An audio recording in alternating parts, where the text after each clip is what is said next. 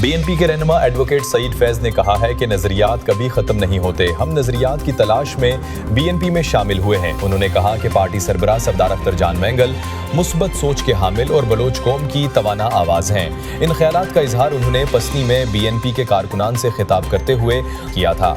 तफसीलात के मुताबिक बीएनपी के जिली जनरल सेक्रेटरी अमान जुमा की जानिब से नौ मुंतखब जिला कौंसिल चेयरमैन शेख मुख्तार और पार्टी में शामिल होने वाले एडवोकेट सईद फैज के एजाज में जोहराना दिया गया, जिसमें पार्टी रहनुमाओं और कारकुनान की बड़ी तादाद ने शिरकत की। इस मौके पर मुकर्रीन ने पसनी में माही गिरों और कश्ती मालिकान के दरमियान जारी तनाज़े पर तशवीश का इजहार करते हुए कहा कि यह मसला संगीन सूरत इख्तियार कर चुका है, जिसे सियासत से बालातर होकर हल करने की जरूरत है। डिस्ट्रिक्ट काउंसिल के नौ मुंतखब चेयरमैन शेख मुख्तार ने कहा कि ये पुराना मसला है और लोगों के रोजगार से जुड़ा हुआ है, इसलिए तमाम स्टेक होल्डर्स को संजीदगी से किरदार अदा करना होगा।